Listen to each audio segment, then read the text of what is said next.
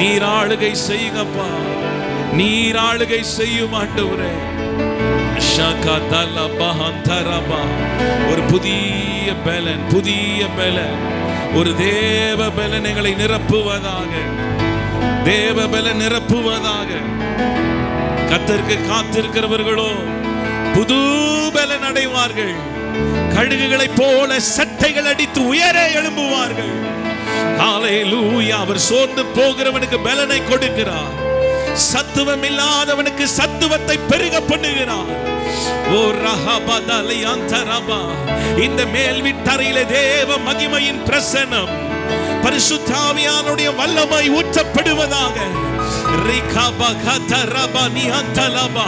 கரங்களை தட்டி வாய்களை திறந்து ஒரு புதிய பலனை பெற்றுக் கொள்ளுங்க. கர்த்தருடைய சமூகத்தில் காத்திருக்கிற ஒவ்வொருவர்களுக்கும் புதிய பலன், புதிய பலன், புதிய கிருபைகள்.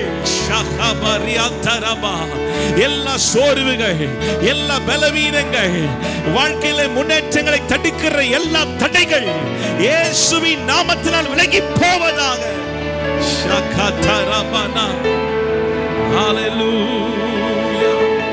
புது பலன் அடைந்திடுவாய், நீ புது பலன் அடைந்திடுவாய், புது பலன் அடைந்திடுவாய்,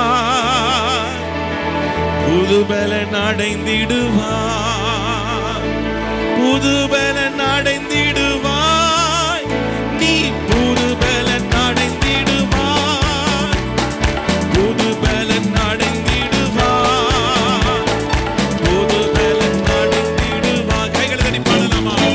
கர்த்தருக்கு காத்திருந்து கழுகும் போல் பலன் அடைந்து செட்டைகளை அடித்து உயரே எழும்பிடுவாய்.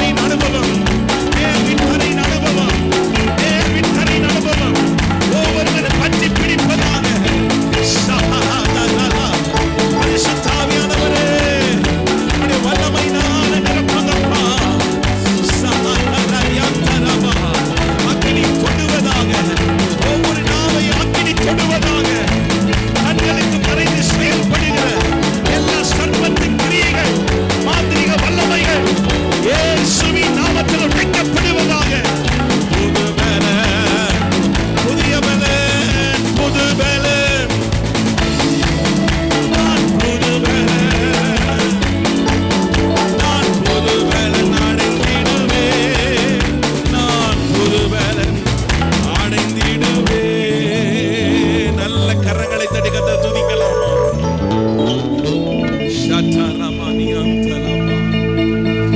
உம்மை உயர்த்துகிறோம் ஆண்டவரே, உம்மை மகிமைப்படுத்துகிறோம் ராஜா. சர்வ வல்லமை உள்ள தேவனே. ஓ ராதலமா ஷட்டரிஹந்தலமா. ஆதியாகமம் 1ஆம் அதிகாரம் 2 வசனங்களிலே பார்க்கும்போது, பூமியானது ஒழுங்கின்மையாய் இருந்ததாம், வெறுமையாய் இருந்ததாம், இருள் இருந்தது. 3 காரியங்கள் நாம பார்க்க முடியும். ஒழுங்கின்மை, வெறுமை, 3வது இருள்.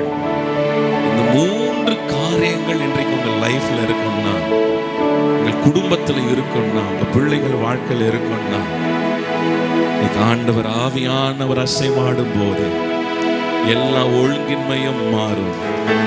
ஆவியானவர் அசைவாடும் போது வெறுமைகள் மாறும். ஆவியானவர் அசைவாடினால் இருள் வெளிச்சமாய் மாறும், வெளிச்சமாய் மாறும்.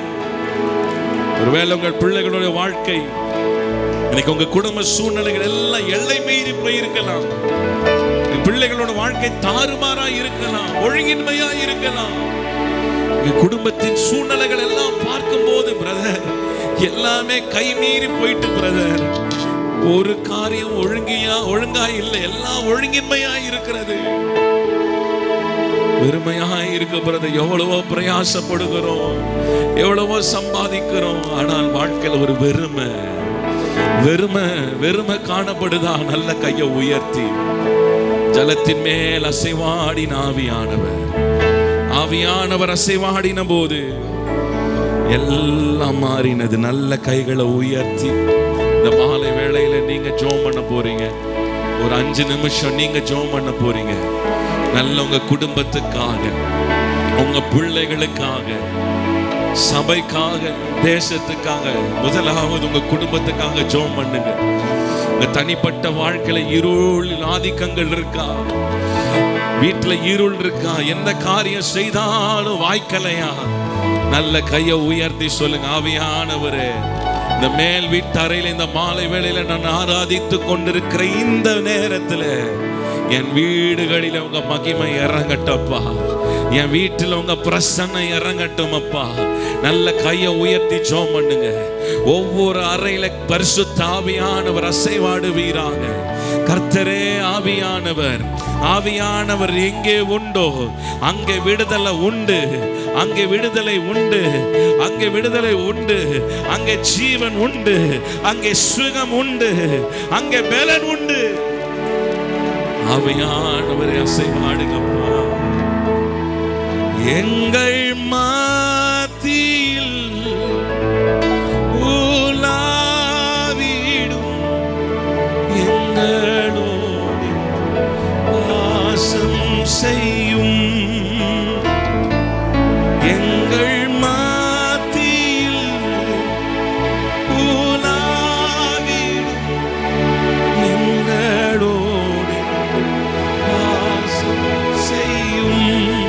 எங்கள் மத்தியில், எங்கள் மத்தியில் உலாவிடும், எங்களோடு வாசம் செய்யும். எங்கள் மத்தியில், எங்கள் மத்தியில் உலாவிடும், எங்களோடு வாசம் செய்யும். இதோ மனிதர்கள் மத்தியில் வாசம் செய்பவரே, எங்கள் நடுவிலே வசித்திட விரும்பிடும் தெய்வமே. உமக்கு சிங்காசனம், உமக்கு